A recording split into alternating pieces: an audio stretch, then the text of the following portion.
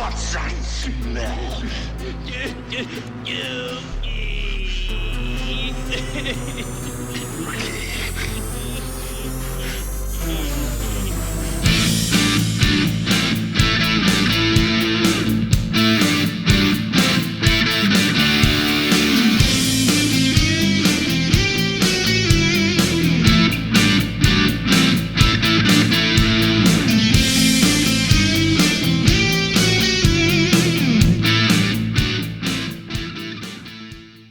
Pandemonium. Crazy. Wild. I guess there'll be no thunderous celebration here, huh? Not when you're last in the ratings! Again! This is WindleyMania! And I'm Andrew. And of course with me is Devin Hopkins. Hello, I am Devin Hopkins. And this is the start of a fantastic journey we'll be having this April, going through the early filmography of one Terry Bollea. That his last name? I believe so. I can never pronounce it. Bollea. Yeah, Who I would say the description would be stupendous. Yeah, right. Well, Hulk Hogan, of course. Yeah, you mentioned stupendous. I am still reaming over a gigantic surprise return after absence of gone so long, and I'm so happy that he's back. Of course, I'm talking about Hip Hop Hakuda, who returned this morning at the Gate of Passion in his hometown, Kanazawa. Really happy to see him. Of course, RED has disbanded, and I don't believe he'll be joining Zebrats, for the man that put him out on injury, Shun Skywalker, is in Zebrats now. So I do not know where old Hip Hop Hakuda will end up, but I'm glad to see his big. He has a really large rear end. I'm really glad to see it back. So, but here we're talking about Hulk Hogan today, and more specifically, No Holds Barred, which this is a lot to get into because there's a lot to get into. Yeah. Before we even touch the movie, I feel like I want to ask you, what is your relationship with Hulk Hogan, Devin? I watched some of his wrestling and stuff, but I mean, in our lifetime, he's just been controversial, loud guy for the most part. To some extent, you know. HH brother. Right. For me, I've got to talk about this. Yeah. The first wrestling I ever watched was WrestleMania 4. It was on a bootlegged VHS that said WrestleMania 4. He's on the show, but it's not like the main event is Savage and DiBiase. Okay. Because it's like the big tournament one. So, but I mean, that was probably like, I don't necessarily think that was the first time I've seen Hulk Hogan. But I was very young, and that was the first time I saw a Hogan promo and a Hogan match. Mm. And it was the first wrestling I saw. I don't think the pre-show was on that tape, which the pre-show was a battle royal. Okay. Won by Bad News Allen. So I guess the first, I guess Hacksaw Jim Duggan and Ted DiBiase was like the first match I saw, which has nothing to do with Hulk Hogan. But Hulk Hogan wrestled Andre the Giant on that show. Yeah. Not the one before is the more famous one. This one, WrestleMania 4 fucking stinks if you ever watched it. I don't think I watched 4. I put it on in the background again while I was doing some research. And I was like, wow, this show fucking stinks. It's stinky. Stinky Mania. Yeah, it's pretty stinky. But Vanna White's in it. Oh, yeah? She shows up. Nice. And they're hometown hero. Mean Gene's trying to tell her to hurry the fuck up, essentially, because she's like kind of like meandering, kind of like what I do. Me and Vanna White, we kind of like ramble sometimes. You guys should link up. Oh, wow. Anyways, Hulk Hogan, of course. He's a professional wrestler. I think we already got that idea. I think anyone knows. If you guys don't know that, we're now 5 minutes. You live under a rock. But of course, I'm going to try to do this the best way I can. I believe in you. Because I want to get to I want to get straight ahead to 1989 where we're talking about no holds barred and stuff. Okay. But I feel like it's a little necessary to talk about the stuff before that. And it's literally like it's like 11 years worth of stuff, and I'm going to try to condense that. How long do you think? How short do you think I can do this? I would be surprised if you can do it in 3 minutes. 3 minutes? Okay. Yes. This is the stuff I did not write down. Okay. Because I'm gonna turn on my stopwatch. I'm gonna time you. Okay. This is an amalgamation of early Hulk Hogan knowledge I have. There's a lot of conflicting information out there. Yeah. It's a lot of stuff. You're gonna time me? You're gonna give me 3 minutes to do this? Yeah. Okay. Here, actually. 3, 2, 1, start. Terry Bollea was a bass player in a band called Rush. Rush? No, that's not it. Rush? He was in Rush? No, I didn't know he was in Rush. He was in Ruckus. Ruckus. A band called Ruckus. Oh, Rushkus. The Briscoes, old tag team. Not that tag team, an older tag team. Allegedly saw him play one evening, said, "Hey, you're a big motherfucker. How about some wrestling?" He said, "I like wrestling." They linked him up with Hiro Matsuda to train him. He works in Tampa. He stops working in Tampa, manages a bar or club, opens up a gym, does that for a little bit, goes to other territories. I don't remember off the top of my head. It might have been Continental. I swear to God, I think it was Continental. Before shit. Anyways, he's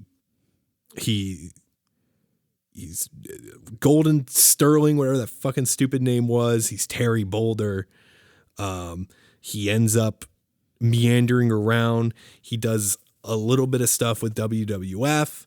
There's the famous Hulk Andre match at Shea Stadium in 1980.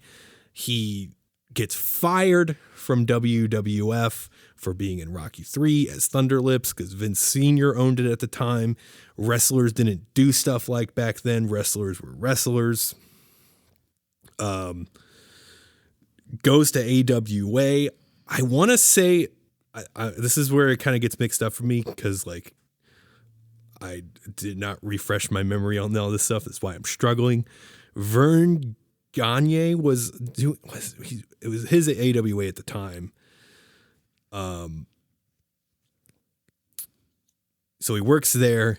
He becomes Terry the Hulk Boulder after sitting in on a radio interview with Lou Ferrigno. People noticed he was bigger than Lou Ferrigno, who plays the Hulk. He took the Hulk nickname. Vince Jr., the one we know today, obviously, buys the WWF, wants it to be its own thing, wants Hogan, he wasn't Hogan yet, he wants Hulk to be sort of like the company built around him, apparently. He wants to give him an Irish name, Hogan, which I don't know if that's necessarily, is that an Irish name? I don't know. What if it was like Hulk O'Harty? Hulk Flanagan. Hulk O. Hogan? Hulk O. Hogan. That's good. Yeah. Of course, main events, literally the first, 6 or 7 WrestleManias. Carried the world title for like 5 years or something. He had the world title. Hulkamania ensues. Pop culture is changed. He sort of surpasses wrestling, and that's pretty much it. I think that's good. I think that's good. That's the context you need. Yeah.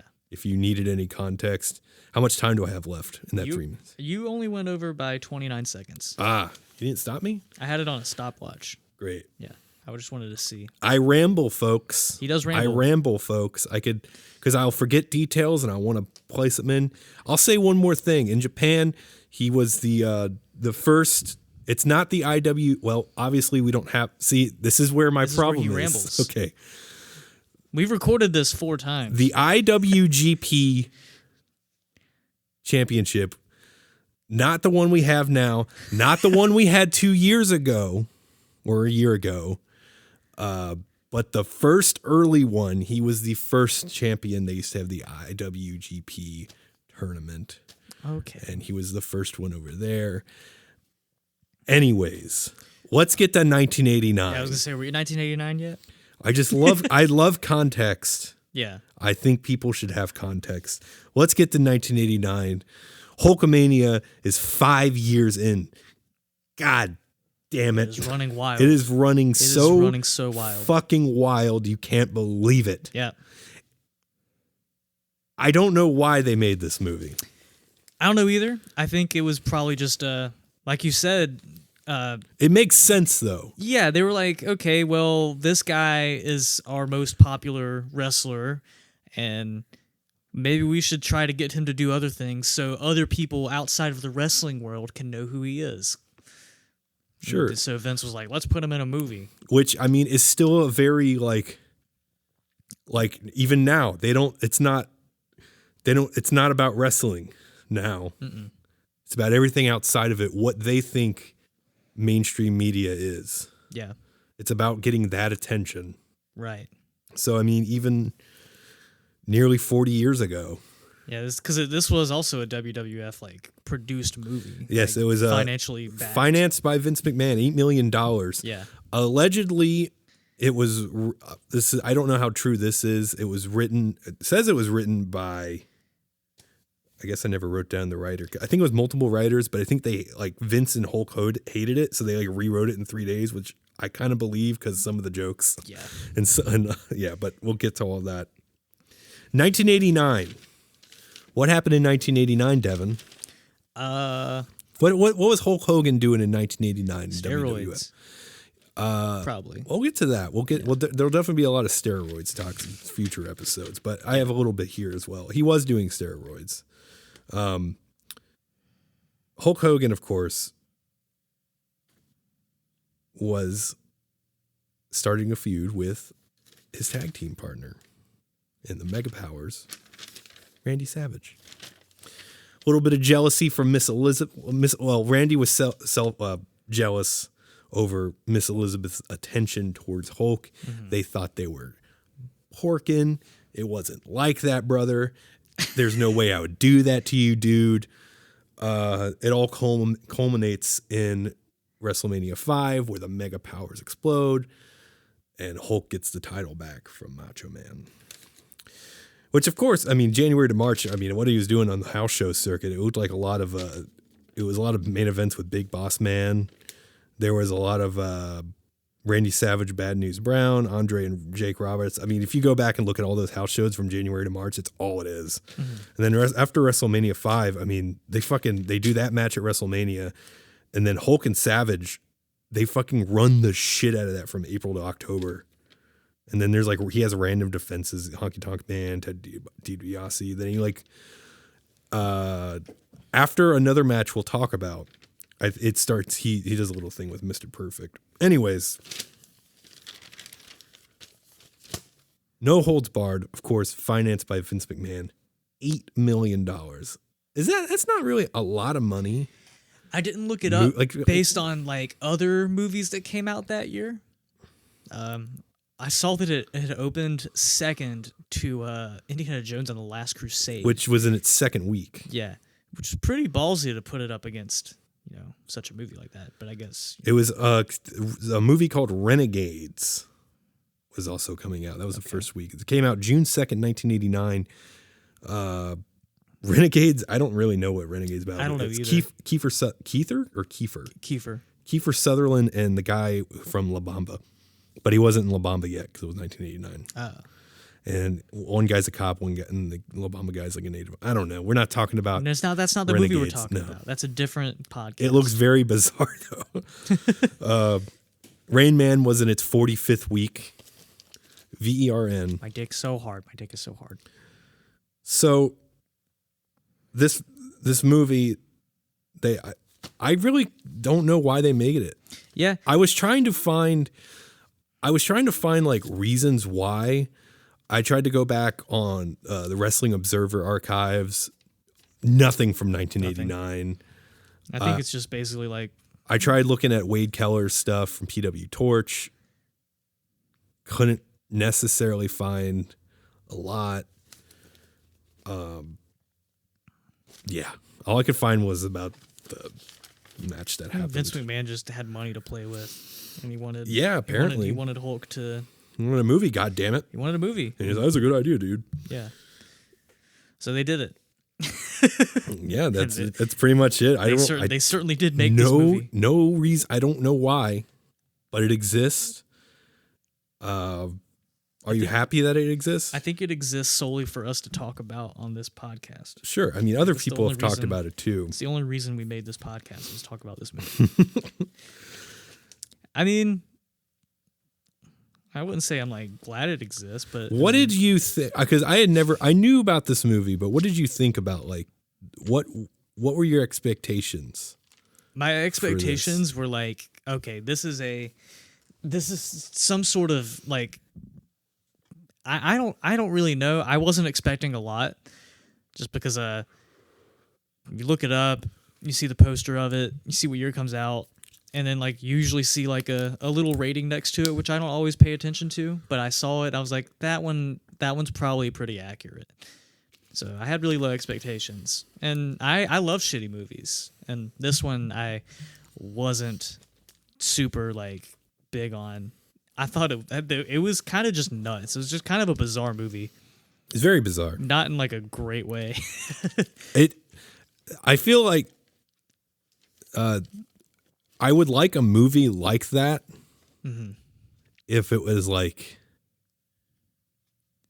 I guess you need like the realism of like, because I like very like procedural movies about like, you know, people talking about stuff that's like way over my head, like as far as like business, like TV executive stuff. Like, have you ever seen Broadcast News? No. Broadcast News doesn't necessarily go super into the weeds, but it's kind of like that. There's a movie called Network.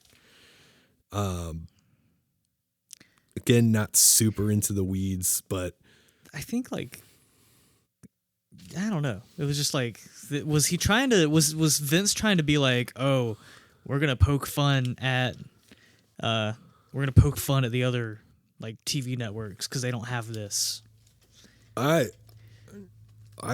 know he didn't. He doesn't like Ted Turner. Yeah, he would refer to Ted Turner as the devil. Yeah. So I that's what I got from it is like, okay, because as you said, Vince like kind of, you know, executive producer, financed it, rewrote it allegedly. It was like, was he trying to say something like, "Oh, these guys want my top guys, but they can't have them," or this and that? And it ended up happening. Like, that's another movie, another time. But I don't know. Let's talk about what. What were you I was going to say that's the same TV executive from Wayne's World.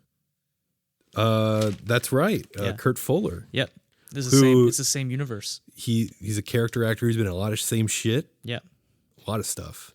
I really like Kurt Fuller. I like him a lot in this movie as well. I think he's a great asshole. Because I read the at the top, I read the line where he's yelling like his first like freak out. Yep. If I was an actor, I would also want to be a character that is freaked the fuck out. That jock ass. Yeah, jock ass. Like 6 different times he calls him that.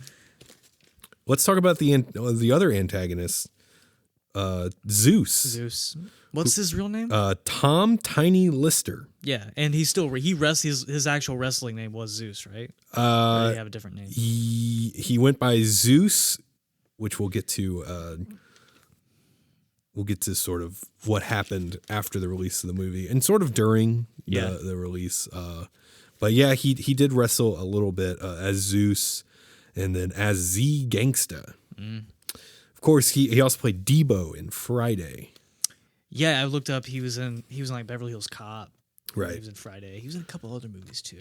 But he was originally a shot put champion from Cal State Los Angeles. Interesting. Which is when you throw a ball. Yep. Which, I mean, he was a very big man. He said, I read it, I watched an interview with him, and it was the guy who does the shoot, Hannibal TV, which I don't care. Like, however you feel about that stuff, whatever. But sometimes I think it's interesting. Sometimes I think it's a lot of bullshit. But anyways, his interview wasn't the most interesting. But he had said that he like had viewed pro wrestling as dudes sexually harassing dudes. Like that was his whole like thing with it. He was like, oh yeah, that's all it was. He's like, I'm not grabbing no dudes. When they like, he said they were holding auditions for the movie, and he just walked in as the character, apparently in like the full getup that he appears in the movie, sort of, I guess. And they wanted him. I think he actually said that. And Vince wanted him to wrestle, like being a program, but he didn't want to do that because he was like, had this weird. He's like, that's just gay. Yeah. He apparently Vince put like $75,000 in his bank account, and then asked him to do it, and he was like, "No, I don't want to do that." And he's like, "Well, then you have to give me the $75,000 back." And he was like, "Oh man, all right." So. But of course Zeus is is sort of the antithesis to Hulk Hogan, whose character's name is Rip Thomas in this, who is basically Hulk Hogan but wears blue and white and has a very dumb sign, the Rip Him sign. Yeah, the Rip Him sign. Which is like a hang loose but with a finger. Like that. Yeah, which he does. He was doing it like at really weird times. Very weird times. Yeah. I was expecting him to do it like he did it at times I expected, but then there was times where I was like, why did he? Okay. Yeah. Weird. I feel like this is a way more serious situation than what has to do with your gimmick. They would call for that. Yeah. It's like going. Imagine like someone in your family gets in a car accident and they're in rough shape and you go to the hospital and then you're like, are you okay and everything, and then you do like what's another hand signal, you do like the rock and roll you do a couple like Edge, you do that, or you do like the Yuji Nagata salute, or you do like the Rainmaker pose, or something like that, or it's like just that. It's like the I guess that isn't. It's like the it's like the shaka bra kind of thing. Like the surfer, shaka bra, dude. Which whatever the hell. I honestly like. I wonder how they like. Did he just like play with his hand? Did he modify it or anything? He did it like this. Okay. He had his finger up a little bit. Yeah. So it's like the hang loose, and then you move your index finger so it's like sticking out, like you're doing like the I love you in sign language, but you have your index finger bent down. Yeah, it's like a double jointed kind of thing. I don't know. I don't know. Or maybe he couldn't do that. Maybe his finger's fucked up. Who knows? So anyways, this movie. Or doing the Spock thing. Like this movie's on the fucking way. It's after WrestleMania 5. Hulk is the WWF World Heavyweight Championship at the time. It would soon be renamed to the WWF Champion, whatever. Yeah. Before all that, more context, god damn it. For the movie, what do actors do before a movie comes out, Devin? I would say before they film it, before it comes out. Before it comes out. Oh, they probably promote it, right? They promote it. There's a little bit of Hulk did a little bit of the old run around the couple of shows. He was on the talk shows. I watched the Arsenio Hall interview, which we'll talk about another Arsenio Hall interview probably. I know which one you're talking about. If you don't know, I know the second one. But of course, he just kind of goes on there and does like they show the clip of him shoving the paycheck in Kurt Fuller's mouth. Yeah. Whose character's name is Brell? Brell, yep, Mr. Brell. I forgot his first name. Tom Brell. But he just goes by Brell. Yeah, everyone just calls him Brell. It's Brell. bro. How the bro are you? The most I can find from this, it's like the way he's talking about this movie in the interview, he says it's real squeaky clean for all the little Hulksters. Well, not really. We'll get to that. He keeps he's talking about he's feuding with Zeus, of course. Zeus had joined up with Macho King Randy Savage and Sherry Martel, sensational Sherry Martel, and they were feuding over. This was happening in WWF land. They were feuding over a bunch of Zeus wanted top billing for the movie, or I forgot another reason. Just just reasons to have a feud that are pretty simple. He says what he's trying to do with No Holds Barred is for kids to think positive. He goes on about dude, I was doing like the screaming at people to take their vitamins, or I'm gonna give them a power slam or whatever. But now I just want people to watch this movie, dude, and just be like, if when you're slamming the basketball, dude, you could be as loud as you want, or if you're trying to get good grades, you could be as loud as you want. But the other 23 hours of the day, brother, I mean, you just got to be real, be cool, man. And he wants kids to think positive with No Holds Barred. I guess that's a good thing to say. Right. But the movie has some very not family-friendly things happen in it. Sure. He also does another interview with CBS this morning where they're kind of little they're kind of assholes. Really? Hulk's just trying to he says it's an all new Hulk Hogan, dude, and he's vulnerable, sensitive, and romantic, which. I mean, there are points where the Rip'em character is very vulnerable, sensitive, and romantic. Yeah, very. He also says he takes artistic liberty, which I don't know. I found that very funny choice of words. Yeah. They were asking why he was so big, and the lady goes, "Steroids?" I've seen that clip, I think. Yeah. And he's like, "No, no." Which, of course, at the time, soon to the public. The old we'll be talking about Dr. Zoharian. Yeah. I watched that Dark Side of the Ring pretty recently. Oh, they did a Dark Side of the Ring on that? On the steroid trials. I never watched those. Yeah. You've never watched any of the Dark Side of the Rings? I watched some of them. They're pretty good. Like, I learned some stuff about, people I didn't really, know about. Okay. So, yeah. It's a good watch, especially if we're going to talk about it. Sure. I'll probably rewatch it, too. Sure, we rewatch it. Yeah. But yeah, he's hyping up the movie. He wants kids to think positive. He wants you to know that Hulk Hogan is romantic now. Yep. And let's get to the movie. I mean, did he fulfill what he was advertising? We'll leave it up to our loyal listener.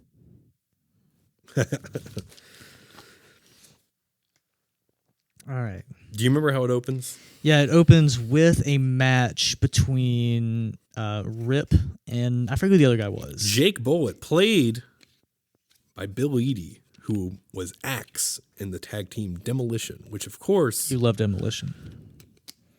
I like. You wrote a love story about Demolition. I like Demolition. I mainly like their theme song. Their theme song's pretty kick-ass. I don't. They were kind of like Diet Road Warriors, essentially. Yeah, they wanted their own. Road Warriors was big at the time. They wanted their own. They made Demolition. Right. Anyway, so yeah, it opens up with a match. You have Mean Gene Okerlund and Jesse Ventura. Jesse Ventura. Jesse Ventura is on commentary. He's wearing He's got a very stupid outfit on. Yeah. It's a stupendous event, so I'm dressing stupendously. Stupendously is a way to put it. So yeah, it shows Rip with Also, the WWF exists in the world. Yeah, and I guess it's real. Yeah, he's the WWF World Heavyweight Champion in the film as he is in real life. Right. And I guess it was a title match. And his brother, what's the brother's name? Randy. Randy. They mention that Rip and Randy are brothers and that their parents are dead. Yeah. Why are you laughing? It's just how bluntly. Yeah, Rip and Randy, they're brothers. Their parents are dead. Did they mention Did how they mention that like explicitly? They mentioned that they were dead, Yeah. but I don't think they mentioned like did they? I think they said something about tragically passing away. Yeah. Which that's typically how someone passes away. Tragically, Yeah, it's usually tragic. No one really. You typically. I've heard people pass away peacefully Yeah, here and there. I guess it can be peaceful, but still tragic. Anyway, not important. Yeah, he opens up with a match. I think that's basically it. You see Rip kind of think he's gonna lose, but he comes back. I mean, that's pretty much his brother hypes him up. I think that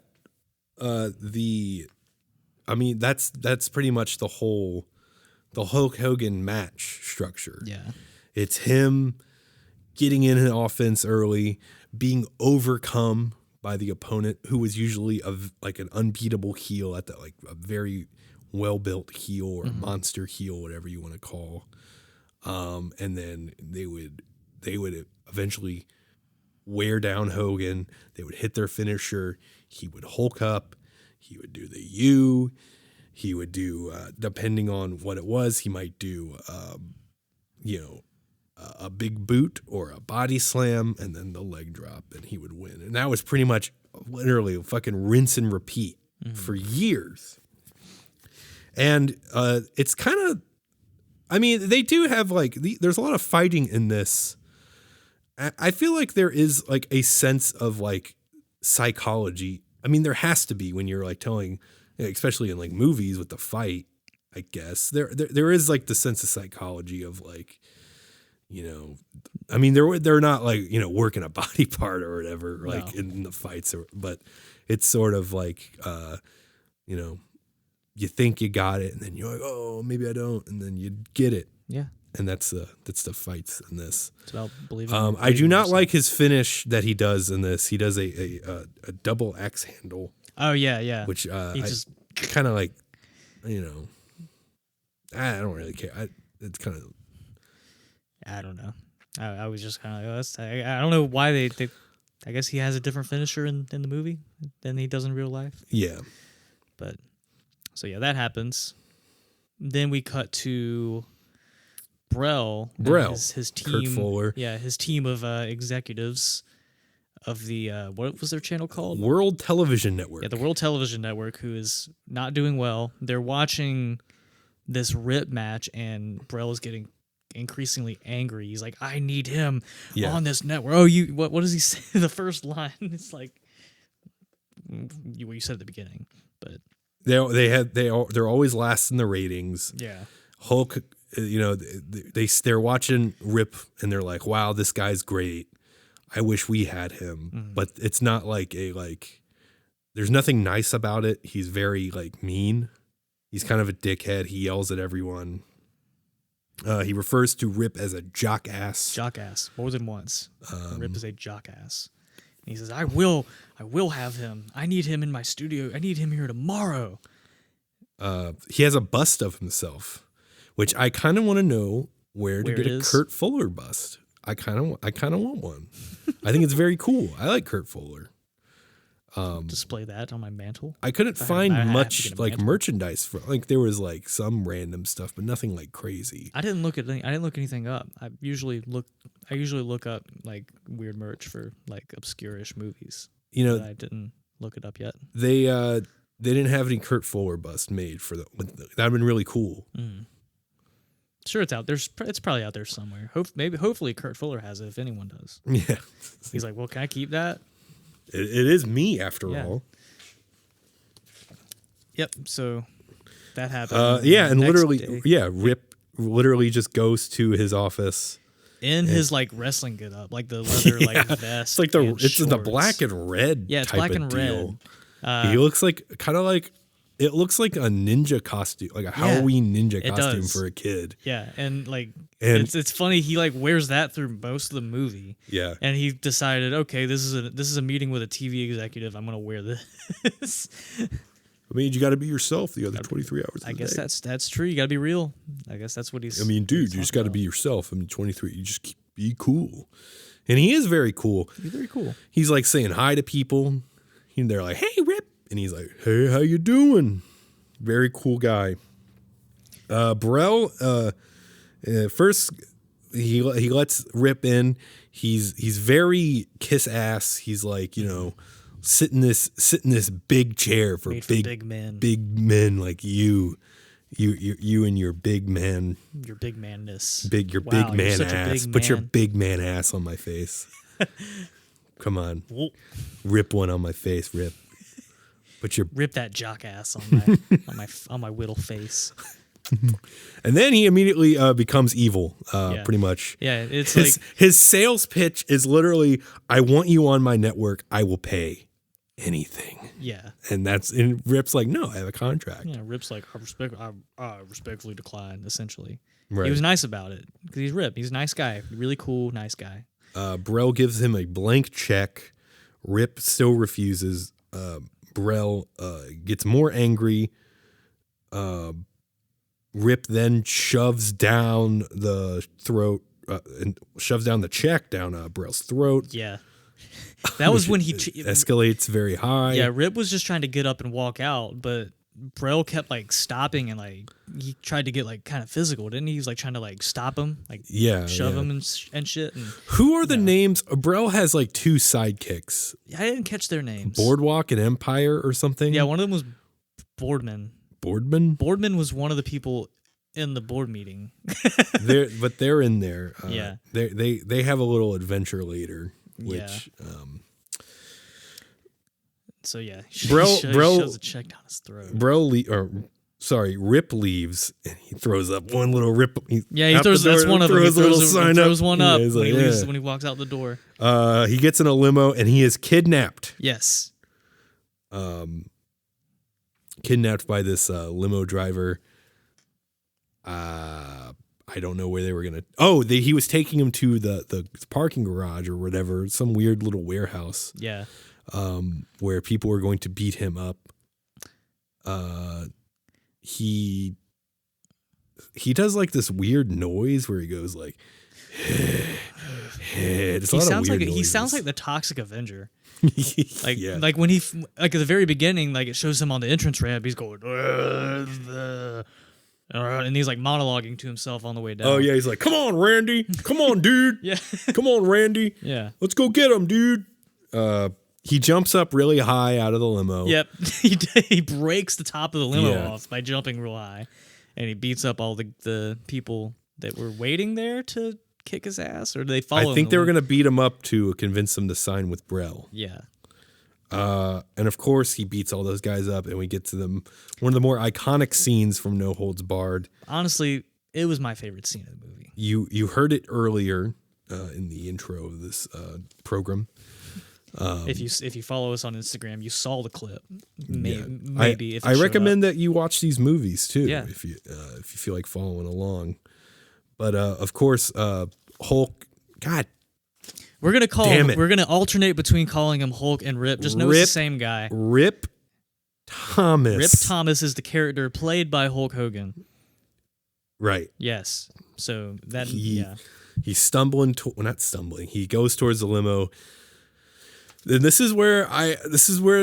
sounds like a Vince McMahon joke. Yeah, I've heard that Vince loves his toilet humor, which is pretty hilarious actually. I love that. It's kind of funny. That's pretty funny. He's still to this day he's 80 years old. Yeah. He's yucking it up with the Saudis, talking about you poop. You ever have a good shit? You ever take a big shit? You ever take a big shit and then you wipe and you don't have to wipe? That's good shit. He picks up the limo driver. The limo driver's pants are. I've shit my pants before. We know this. Yeah. That looked like something I could not handle. It was so wet. It was so. He touches it. He touches it. Whoa. Yeah. It's like. It looks like he slid his ass. It's a in lot motor of oil shit. Or something. It's a lot of shit. It looks like it's beyond shit. But I guess that's just how scared the man was. But yeah, Rip's doing the noises again. Yeah. What's that smell? And then We know it. Dookie. Dookie. And then it just cuts away. Dude, I bet they wrote that, and that's why if they didn't write that joke, this movie would have taken only like 2 days to rewrite because they spent a whole day laughing, probably. Yeah, like oh my god, they were like, let's rap after that. Dookie. What is it cuts at that, and then that's over. It cuts back. He gets the fuck out of there. He goes back to, I guess, his people at some office. And this is where, what's the character? These characters just have great memorable names. What? So like, it's his trainer and like some other. It looked like a bunch of like business people. Yeah, there's the chick Samantha. Samantha Moore, played by Joan Severance. Joan Severance, model. I like Joan Severance. She was in that one movie. She was in. I know she See was No Evil, Hear No Evil, which I love that movie. Gene Wilder and Richard Pryor. Highly recommend that movie. I have not seen it. You should watch it. But it looks like something I would It's enjoy. amazing. But she's introduced. I want you to know, this is where I get confused later, which I'll explain. This is the first time we see Samantha Moore. I feel like it was supposed to be a plot twist, but it didn't come across like it was a plot twist. Yeah, because I had dozed off watching this movie, I'll admit. But not because I was like, I just fall asleep watching movies. You were enthralled? I'm taken aback. But no, I ended up backing it up to where I thought I fell asleep. I was like, did I miss something? Because I was like... If you think you missed something in No Holds Barred, you did not miss anything. Yeah. But yeah, I know what you're about to say, because she was supposed to be like a spy? Yeah. Allegedly? But we don't know. At this point, we have no idea. Yeah. She's just... They introduce her. They say her job, but I forget it. I immediately forgot what her job title is, and I didn't feel like rewinding. Yeah. It was something like her. It's Rip's new like head of stuff. Like PR or something? PR. I don't remember. I don't know. Rip Likey. Rip Likey. Rip Likey. Which Joan Severance. Joan Severance. Joan It's Severance. Joan Severance in 1989. Devin Likey. Okay, but so Rip Likey, she's like wanting to get stuff going, and he's kind of just like, dude, I do my charity work, bro. And then she's like, can we talk about this at dinner? Dressy. She says dinner, dressy, which is like, I've never heard anyone say that. Yeah. Oh, yeah. Because they were having like I've never heard that in a movie. They met her. Then they were having a meeting, and he was just like staring. And then, he was making like noises and stuff. He's like, oh, he bit it. He like sucked on his thumb. Yeah, he did that too. He was very horny for and Samantha Moore. That's her name. And I guess she was like, "What do you think? What do you think we should go further with your character?" And he's like, "Oh, I'd rather talk about this. I don't want to sound disrespectful. I'd rather talk about this later." And she said, "Okay, dinner, dress." He had a long day. Yeah. Some dude shit their pants in his presence. Yeah. So they go to dinner, and it's I thought it was like a church. I definitely thought that this next scene was going to be like Brel and a church, like renouncing God and be like, why can't my ratings be good? Damn you, God! And just like yelling. That would have been great. I was like, oh, we're gonna get one of these scenes, but no, it's actually a French restaurant. It looks like a cathedral. I guess this was just sort of like to show like Rip's actually more than meets the eye. Yeah, he's sophisticated. The French guy doesn't like him because he looks like it's Hulk Hogan in a. Is he wearing a suit? This is his first wardrobe change. He's not in the ninja outfit anymore. He's in a full like white suit. The busboy recognizes him, and they bring the staff out. Yeah. And they're like, "Oh, Antoine, why didn't you tell us our friend was here?" Oh, what does he say to like? He's like mocking. Yeah, he's like, "Would you like? Are you looking for a hamburger, sir, or hamburger Americano or a foot-long hot dog?" Yeah, and because she's like, "Are you sure you like this type of place? We could have gone somewhere else." He's like, yeah, dude, that's fine, brother. And then like the other people come out and he orders in French. Yeah, and he's a regular at this French restaurant. And that's regular the end of that. Yeah, that's the end of that. Okay. And just to reveal that he's a sophisticated man. Dude, when you're in the basketball court, you're getting that slam dunk, brother. You can be as loud as you want. When you're going out there to get them grades, dude, you could be, getting as far as you can with your academics, brother. But the other 23 hours of the day, dude, just be cool, be chill, be French.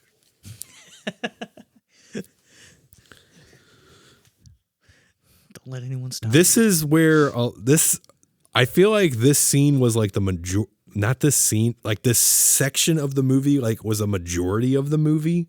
Yeah. We enter a dive bar where there are roughnecks.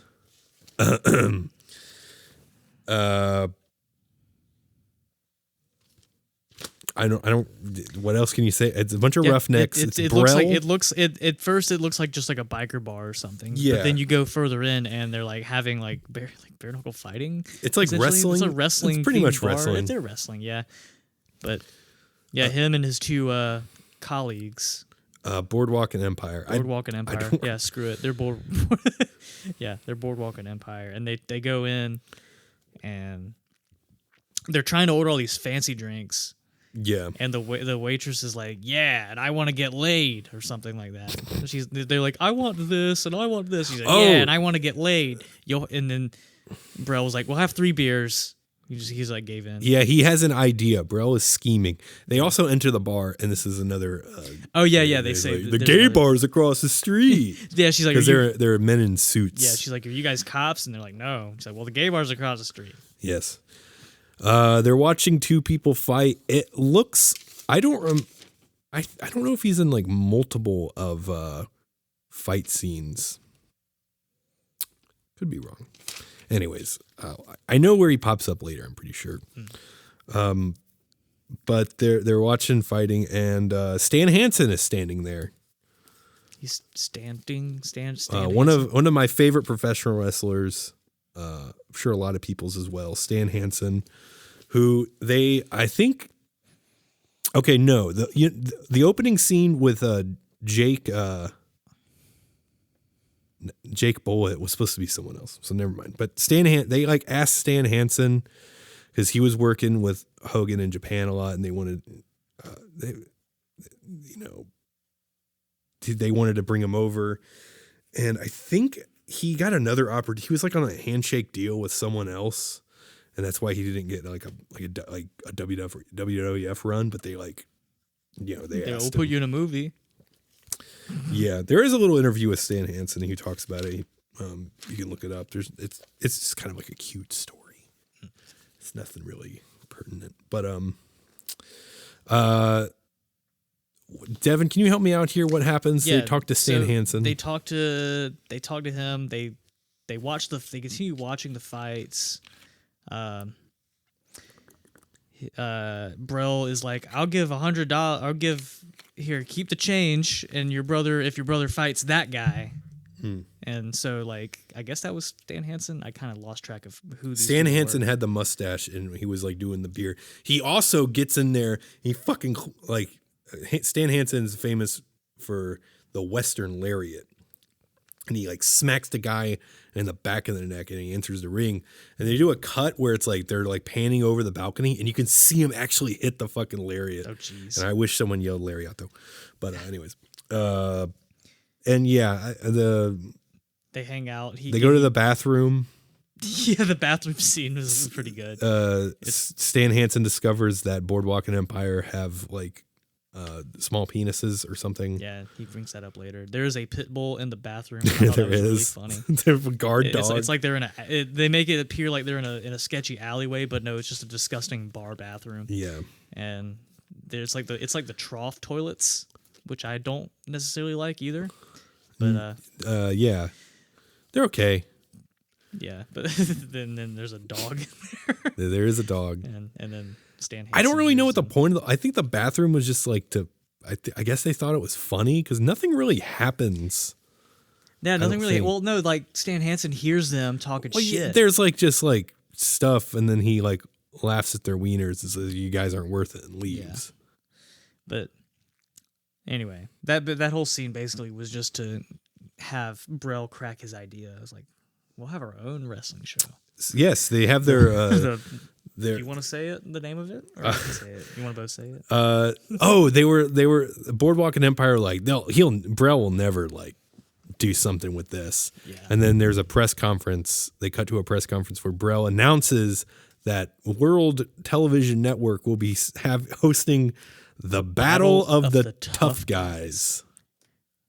Which honestly, like, we're only a couple. I mean, what else are you gonna call it? Well, we're probably a couple years away from Vince having a pay-per-view be called the Battle of the Tough Guys. We've already had Great Balls of Fire. Yeah, they should bring that one back. Yeah. I don't. Battle of the Tough Guys. Yeah, so I mean, and it is what it's like a tournament. They go back to the dive bar where they're hosting it. There's a bunch of wacky characters. Stan Hansen, I guess, is like winning, pretty much. Yeah. I mean, Stan Hansen was Triple Crown champion. I mean, What was the prize? The prize was like $100,000. Yeah. Lasted through the whole thing. Right. And then enter Zeus. And he immediately assaults a woman. He grabs her by the face and throws her. Yeah. It's on TV. Rip and Charlie. Charlie is Rip's trainer. You don't see him a lot. He gives like a weird motivational speech later, but he's not a very important character, even though they make it sound like he's going to be, because it happens to be that Charlie trained Zeus a while ago, but he couldn't he just got way too out of control, and Zeus killed a kid after the bell rang. Yeah. He's killed people like in the ring. He's like I think it's also implied that Zeus is like fresh out. Like he just got he was wearing like a prison outfit that had cutoffs. The character design is it's pretty much like any of those like bad design like WWF like heels, like just kind of like outlandish. Like there were like guys who had like cool looks, but this one like I didn't really care for his like unibrow. Zeus is in the ring. He's making a lot of noises. He won't shut the fuck up, which I have a problem with characters in movies who do that, who make a lot of sounds. But he's fighting, and he's just making a lot of grunts. Can you do some impersonations? Does he have any dialogue the whole movie? Kind of. Does he say anything, like words? I don't remember. I don't think he did.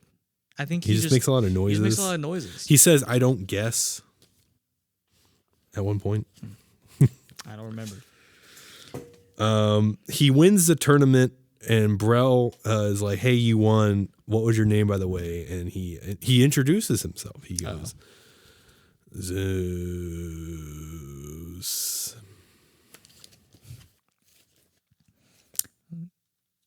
I forgot where that puts us. I don't really remember what happens next, but I know that the Battle of the Tough Guys 2 happens, and we have Zeus versus Lugwrench, who was played by, what was his name? I have it written down, of course. Jeep Swenson. Jeep Swenson. Who was also a wrestler, and he became the Final Solution. And people did not like that, so he became the Ultimate Solution. And he was terrible. If you ever watch some of his stuff, he doesn't have that much stuff out there. But he did. I think he did Global Force in Texas, or Global Wrestling Federation, not Global Force. Global Force was different. He was dead by the time Global Force existed. Anyways, Rip and Sam go on a trip. Do you remember why? I don't remember why. Oh, Zeus wins that fight too. They're just showing that Zeus is like big. Yeah, but Rip and Sam go on a trip for some reason. I forgot why. I don't know why either, but they go on a trip. They go, Rip goes like, "I know just where to go, dude." And they go to a diner, and Rip and the waitress, did they have relations, or?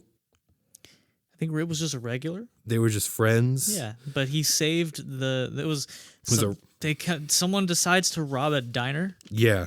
And Rip, All My Rowdy Friends starts playing, which I think is a pretty solid needle drop for for a fight in a diner where Hulk Hogan throws food. Yeah, at he burglars. stops a robbery with a food fight. And all my rowdy friends, that song. And then they're like, Rip, Rip's wow. Rip is just like, he's heroic. Yep. He's sophisticated. He's just a real dude. He's real. Realistic, just average dude. Yeah, just brother. You would meet this guy. Other 23 hours a day, dude. I'm cool. Rip and Sam get a hotel room. Yeah, and there's only one bed. What are we gonna do about this? Oh, Rip knows what to do. Rip knows what to do. He makes a little cute little border. He makes a divider. Yeah, Yeah, he hangs a curtain. And they're trying to listen to each other. Yeah, they're brushing teeth. She's in the bathroom. He's in the room. They're brushing teeth, and they're trying to listen to each other brush each other's teeth. I guess they're trying to hear if they're talking about each other. Why? Who would they be? Well, Exactly. she was talking to herself, but he wasn't, and they were just kind of like, he was like, no. Like, I can't do that. I mean, come on, she's my agent or whatever her job title is. I don't remember. They go get on the bed. They're both in bed and the divider's on.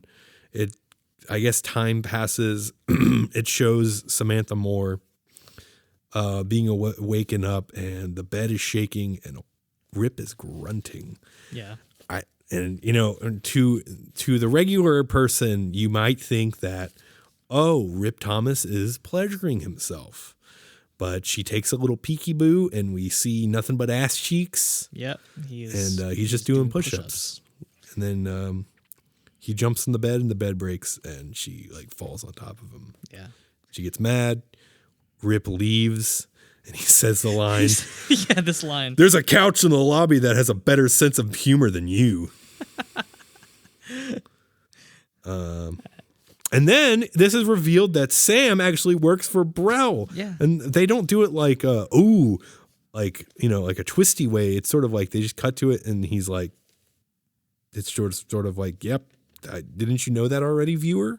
Yeah, I was like, oh, I'm sorry. I Very didn't know confused. that. And Brel is upset because I guess Sam's taking too long to do whatever she's supposed to be doing, which is very unclear. Very unclear. She kind of falls for him in a way without wanting to admit it. Sam says that Rip is she says to Brel, well, Brel, dude, 23 hours of the day, dude. I mean, he's just a cool, chill dude. I mean, he thinks positive for himself, brother. Brel slaps the shit out of Sam. Yeah. See, these are the scenes, like you mentioned earlier. That's the second scene of violence towards a woman, and in the span of 10 or 15 minutes, and it goes going back to Hulk talking about how it's it's for a good movie for kids to watch. I think what I'm trying to take the artistic liberty of having this movie have kids think positive. Yeah. Which I don't know. Brel freaks out a lot at her and slaps her around. Eventually, we have Sam confiding in the Rip, and they eventually kiss. They play around on the couch. Yeah, where are they? They're, I don't know. I guess it's his house. Yeah, and then they're watching. That's when they is that when they find out that there's a. They're watching TV again. They see. That's when Zeus calls out Rip. Yeah, that's right. He's like, he wants a match or whatever. Rip is helping kids train in a park. The kids are wrestling each other on the mat. Yeah. There's a bunch of kids. There's a clown.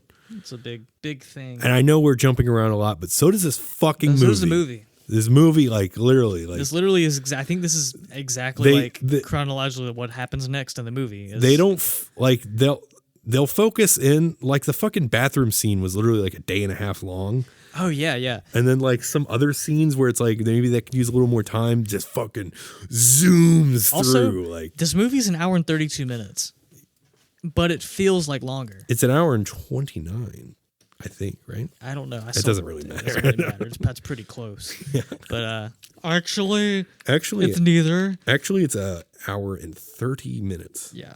And 12 seconds. Either way, it's not a very long movie, but it feels like it is, just because they're trying to do a whole lot, and they don't really.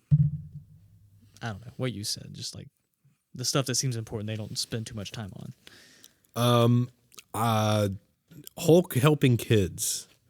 This is they just showed him like he's like hugging kids. He loves kids. Giving a few. You got it, brother. Yeah, You're doing great, dude. Nice job, dude. Nice job, brother. Nice. Think positive, dude. Yeah. That's a great hold, brother. You know. Higgs boson, dude. Yeah. Another podcast.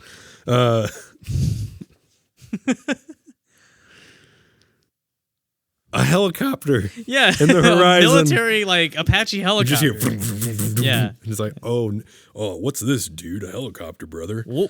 Oh. Whoa. Whoa. Whoa.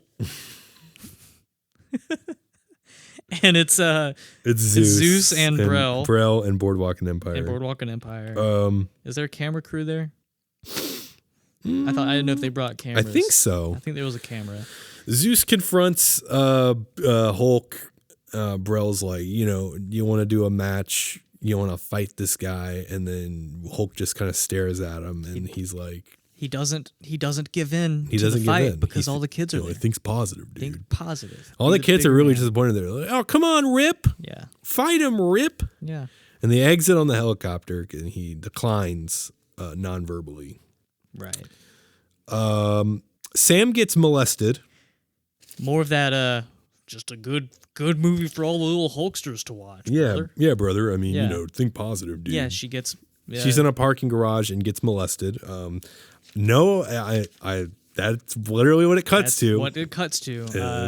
It's like, I guess it's some of Brel's lackeys go after her, but then Hulkster Rip knows. He's on his motorcycle. Motorcycle. I guess he's going to meet her at wherever this parking garage is. Meet me at this parking garage. Meet me at this nondescript parking garage. He chases the guy on the bike. He's like, "You better run." Yeah. And I don't remember what he says, but he like gets the guy. He like hits the guy with his motorcycle. He drove by and like punched one of them, and then the other guy he like ran over kind of. Or his was motorcycle. He says something along the lines of "Harley and me, you and the tree." Yep. Which I don't know what kind of bike that was. I think it was a Harley though. My dad could probably go, "Oh yeah, buddy, that's a Sportster or a Road King or a Fat Boy." Those are all Harley Davidson Harley names. Yeah. He returns to Sam and he says, she's like shaking, like her clothes are ripped. She's freaking the fuck out. And he says, "God, I hate it when you're hurt or scared." Which, the way he said it, it just didn't come like it came across like that. Like, I don't know, it just was weird. I don't know. That's yeah. And they just dropped that completely. Yeah. It goes to, I guess, another taping of Battle of the Tough Dudes, where Randy and his friend. Randy, of course, is Rip's brother. Yeah. Rip and Randy's parents are dead. Yeah, they said that. They're both repping Rip. Yep. With the t-shirts. They come across Brel and Boardwalk and Empire, and they're like Zeus. Well, the Brel takes him to Zeus because he finds out that Randy is Rip's brother.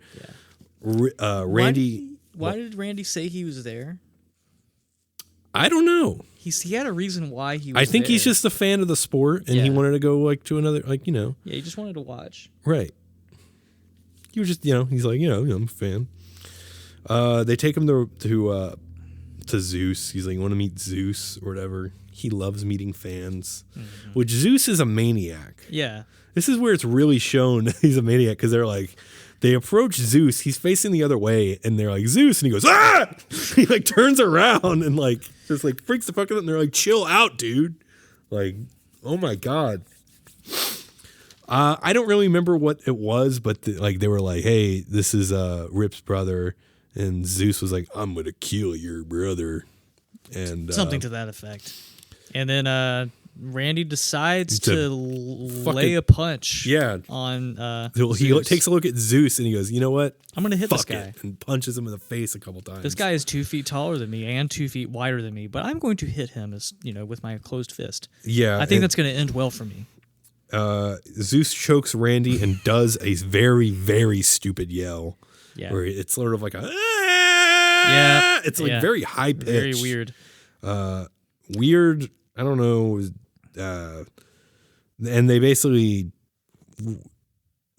does Randy end up at the hospital? Randy ends up in the hospital. And and Rip goes to a gym. I guess it's Zeus's gym. Yeah. There's. How does he find out? Does someone? I get someone just told me, dude. I felt it, brother. Maybe, ever since Mom and Pa went, I mean, I just feel Randy's heartbeat and my heartbeat, brother. All 24 hours of the day, dude. Yeah, he goes to Zeus's gym, and there's like stuff playing on the speakers that pisses him off, so he tears the speakers down, and he's in there yelling, Zeus! Zeus! And then a weird scene that reminded me of The Empire Strikes Back happens. I believe it's an Empire when Luke's on Dagobah and there's like the cave, and Yoda's like, yo, don't go in there. There's like some weird shit in there. And he goes in there and it's Darth Vader. And he like, it's like Luke's face. That's Empire, right? That is Empire. That's when he's trading with Yoda. Yeah. So he goes in, Rip goes into this part of the gym where like Zeus is just like standing idle there.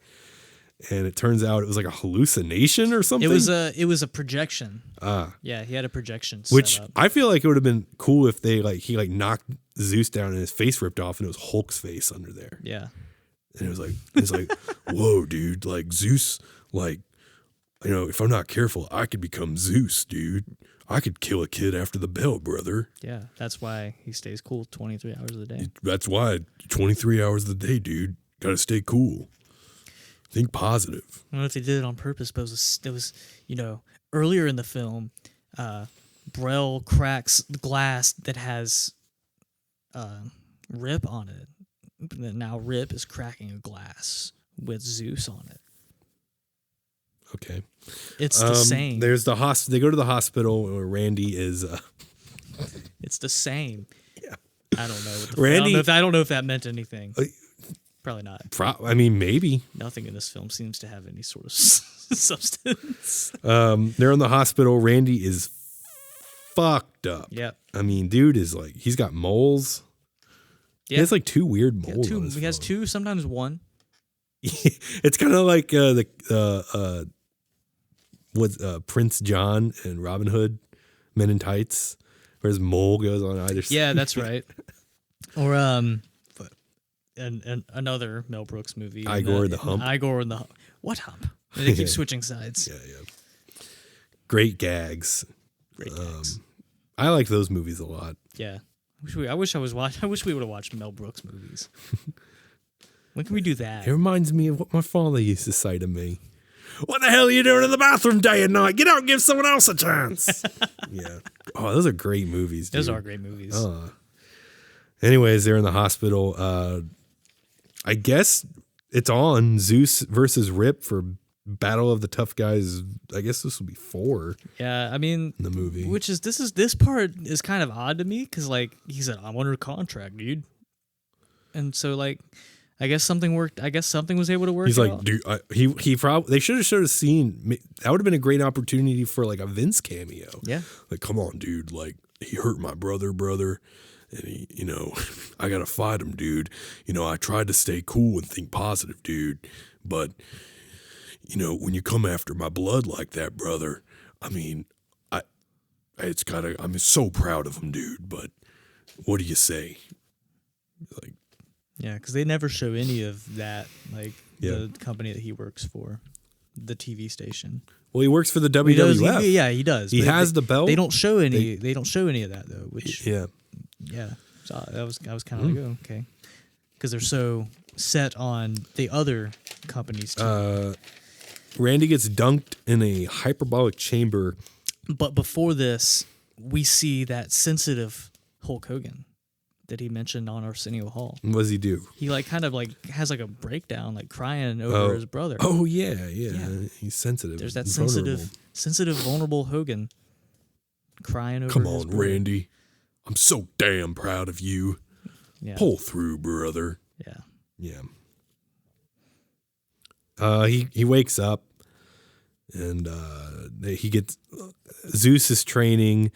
Randy's getting dunked in like a tank, and he does the rip him sign before he goes in, does. which is kind of weird. Jesus Christ! Does this put us at the? I think is this is a basically- montage. this is- This is like a montage scene. It shows the stuff in the hospital. It shows both of them. I think it shows both of them kind of training. Then I think we finally get to the big Battle of the Tough Guys finale. Right. They're at the World Television Network studio. Yeah. And they have an octagon. Randy's in a wheelchair. Yeah, it's like TNA. Yeah. Sam gets kidnapped. Brell answers the phone a couple of times. It's Brell.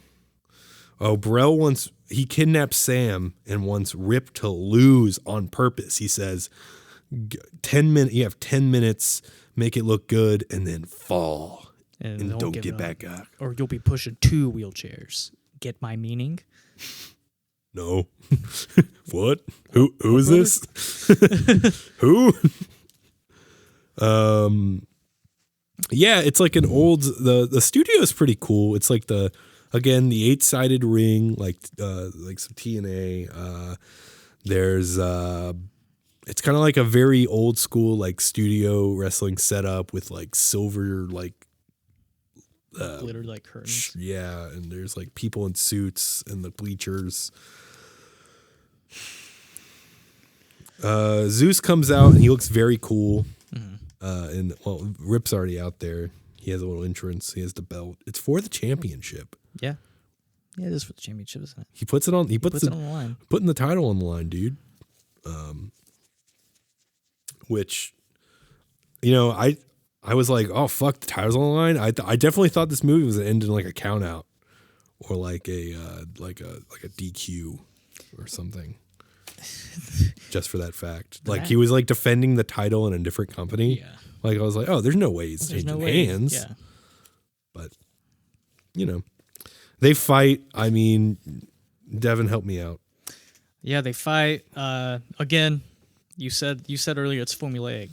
Yeah, it's the Hulk match. It's a Hulk match. Again. He's down. You think he's done, but he comes back, and there a lot happens in this. A lot of shit happens. A lot happens, and Sam escapes. Sam escapes very easily. By the way, She kind of walks. She kind of walks out of where they have her. There's a chase ensues. Eventually, she gets caught up again, and then Charlie, the trainer, saves her. And eventually she makes her way to the studio where the Rip and Zeus match is continuing. And yeah, there's a few things. It goes outside the ring. Randy throws himself off the wheelchair to like kind of knock or kind of disorient I thought he just Zeus. fell. I think he like tried to trip Zeus or something. Oh, Rip he hulks up. Kind of, and he instead of the boot variation, he does the body slam variation of it, and he does the double axe handle, and Zeus falls, and then Zeus just starts sort of attacking other people. Yeah, Brell is losing his mind. There's more fighting. Yeah, they end up in like there's like a press box sort of thing. Yeah, they get on top of it. Get on top of it. Still fighting. They get to the top. He does another double axe handle, and Zeus takes a mighty fall down to the center of the ring, and the ring collapses. Honestly, a pretty cool finish. I don't like the double axe handle, like as like sort of like a finish thing. I think it's kind of like it's not super impactful. He kind of just does it like he's working with anyone. There's really no like any like meanness behind it, but he fucking does it, and he falls really far down. Yeah, and you mentioned Brill is losing his mind. He is like turning off all the TV broadcasts. Like, he's tearing up all the machines in the press box. Right. Which leads to he's just because I had made in my notes this Rip like shoves Brell into all of this. Yeah. And Brell is electrocuted. He gets shocked and he falls over, and there's blood from his mouth. Yeah, Tom Brell has died. Tom Brell has died, and the crowd goes wild. They fucking explode. Zeus is presumed dead, I think. He fell really far. It doesn't show him like kind of like he's knocked out. He's done. Yeah. And okay, so I'm supposed to believe that, then roll credits. That's it. Oh, Rip throws up the sign one more time. Yep, throws up the sign. I think it might have like faded out on that. And then, roll credits. Yeah, and then the song starts playing. And Rip Thomas is a double murderer. Yes, I want to see No Holds Barred 2, where he's on trial. Yeah. He's like, and that's I want something for all the little Hulksters. You killed 2 people. Yeah. Granted, they were bad people. And then they were bad people. Murder nonetheless. Still, you are a murderer. That's not how you are. That's not how you stand up to be the better man. Right. I don't know. I was like baffled that that's how the movie ended. I was like, what? He just killed 2 people. Yes. They were dead. So yeah. That's No Holds Barred, pretty much. I mean, nothing really it's just sort of like a mess. Yeah, a lot happened, but nothing happened. A lot happened, but nothing happened. Yeah. It was just an hour and a half that it ended up being close to 2 hours because I rewound it to rewatch some things because I fell asleep. But yeah. Also, not to mention all the trials and tribulations I personally went through trying to find a watchable version of this movie. I think I spent probably about an hour trying to find a version that worked. I was on Pirate Bay trying to find a torrent. Then I was like, and the torrent wasn't downloading because not enough people had like downloaded it in the past for it to work. Because I guess that's how it works. So I resorted, it's probably free somewhere. So I found like 6 different websites that all had this. It was all the same website. It was all the same like servers showing it. And versions I had found were in great quality, but they were skipping. And I was like, no, I'm not watching this. The version that I finally found, the one I sent to you that said didn't work for you, it was in like 240p. Looks like it was ripped from the VHS. But it was, watchable in a sense that it was entire. But yeah, I went through a lot to try to watch this movie, and it wasn't that great. No, I didn't expect much from it. I didn't expect it, no. It was just kind of like, I liked Kurt Fuller. Yeah. I don't know. I'm not a huge Hulk Hogan guy. I like seeing Stan Hansen. I thought Stan Hansen was pretty funny. I didn't think any of the jokes were funny, but I thought because in like, in the ring, he's like a mean motherfucker. In real life, he's like a sweet, just gentle man, never talks shit about anyone. Yeah. And then he's just like a wild, he's a roughneck in this. And I enjoyed that. But, I mean, I don't really. You know what? His name was Ordway. Ordway and Unger, I believe. What were their names? Boardwalk and Empire. Yeah. So, Charles Levin. Okay, so this is a very weird fact. Charles Levin, was in one episode of a beloved show, Golden Girls. Mm-hmm. He was in the pilot. His name was Coco, and he was supposed to be like their like housemaid. He was like a gay man who was like a butler, named Coco. So that's who he is. A little bit of cameo there. Yeah. A little bit of trivia. So, I mean, we made it. Stan Hansen's name was Neanderthal. That's right. Yeah. I mean, it was kind of just like, I don't know. It kind of sucked. There was some fun. I mean, it was like, There was some stuff that made me laugh, I guess. Kind of. Yeah. Like the Dookie I scene. didn't. Well, I never laughed like once. I don't think out loud. I kind of just was like. Yeah, it It wasn't. was like, about it what I wasn't like expected. yeah. It wasn't anything like very bizarre. Well, I mean, it was bizarre, but it wasn't like anything like that really made me, I knew there was going to be some weird choices, like making it look like Hulk was jerking off or,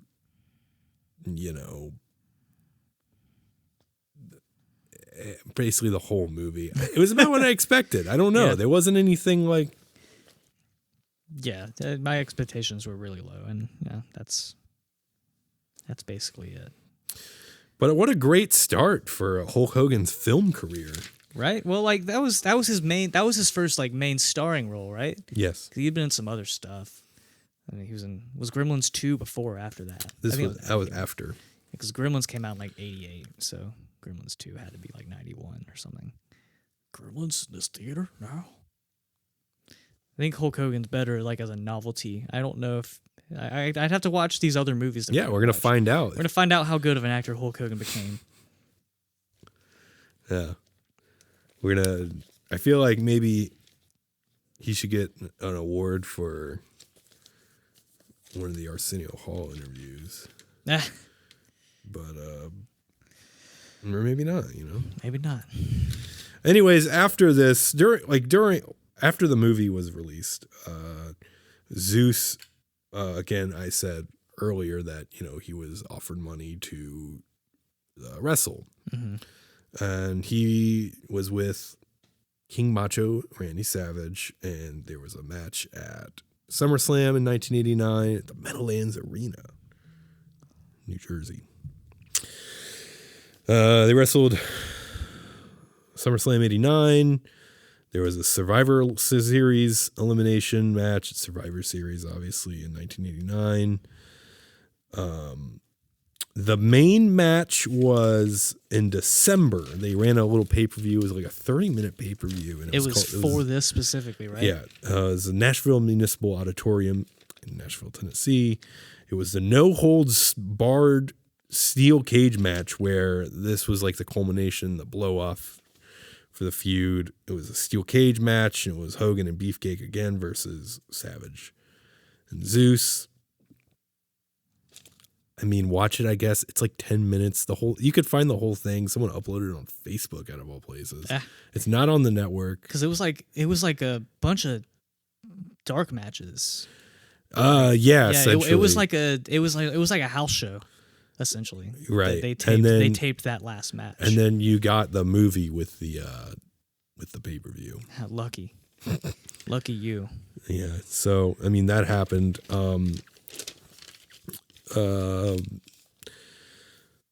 Also, Zeus worked in WWC, Capital Sports Promotions in Puerto Rico. He had a match against Abdullah the Butcher.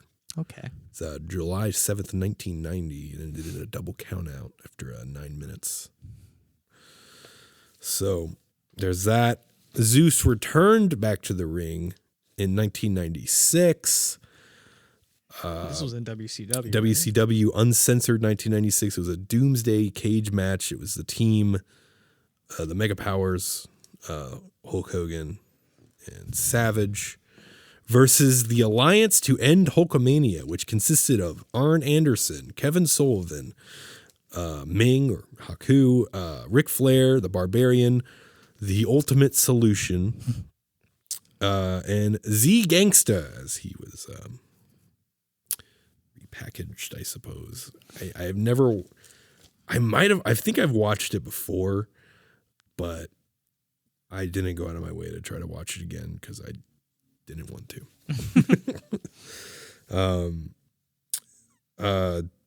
Tiny Lester said about the match. He said in that Hannibal interview, we're going to hit you with a frying pan, but you get $15,000. Nice. That's why he did it. So he's like, fuck it. Ah. And that's pretty much it. I mean, that's No Holds Barred. That's 1989. Of course, we'll be back.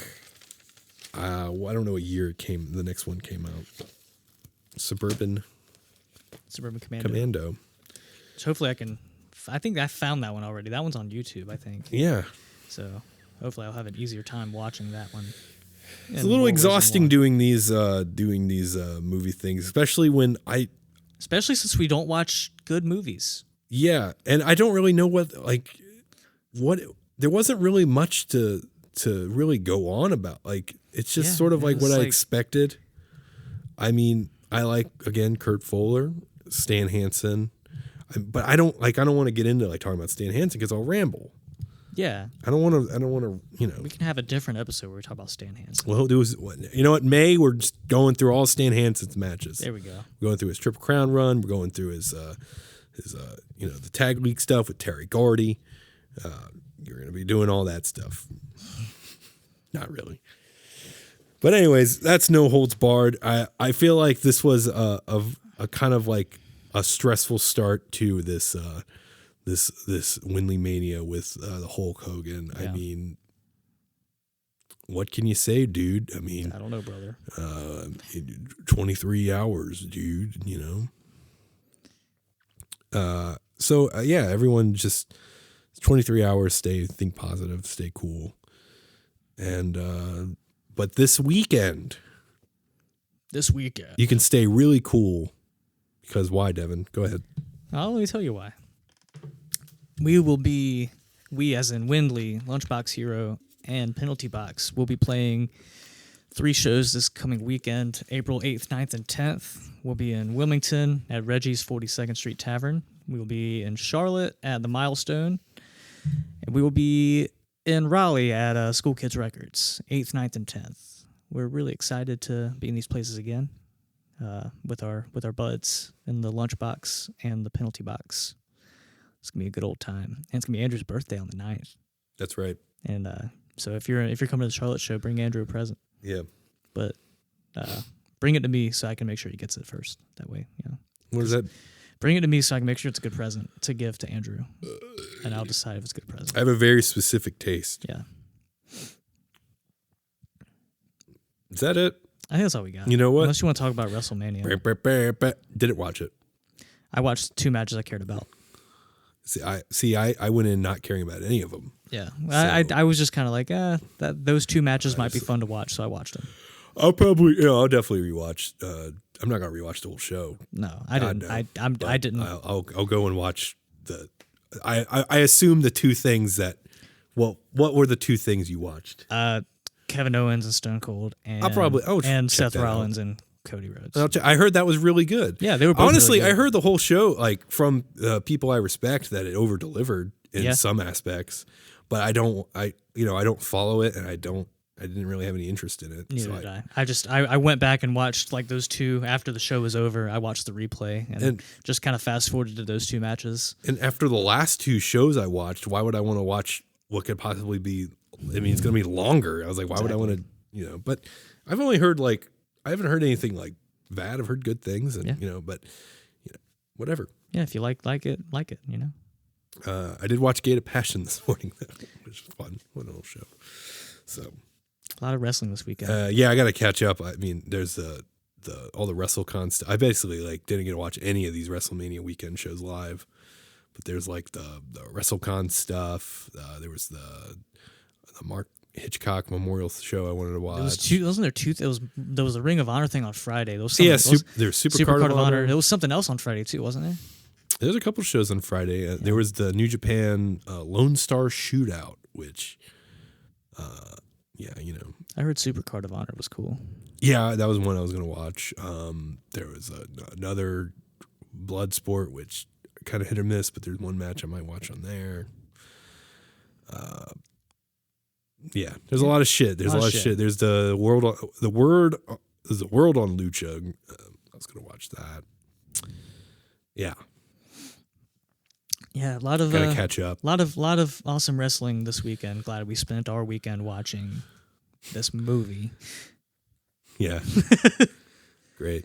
Fantastic. What a okay, so how about this? We can let's workshop a little bit here for how many How many would you give it? How many rip 'em signs would you give it? Out of like, not nearly as many rip 'em signs that was in the movie. how many out of, I don't know, like 5? Out of 5? Yeah, how many rip 'em signs? 1.5. Because I gave it 1.5 stars on Letterboxd. I think I'd give it 1.5, maybe 2. I almost really gave liked it 2. Fuller, and Yeah, I almost gave it maybe 2, 1.5, but I was just honestly. like, It was all over the place. yeah, I mean, whatever. yeah. Anyways, I'm done talking about Yeah, this goddamn I'm done with movie. this. Fuck this month. This is going to be stupid as shit. Your idea. Yeah, damn I it. know. I am a real Real American. American. Sucking on dick as much as I can. Yeah, let's go.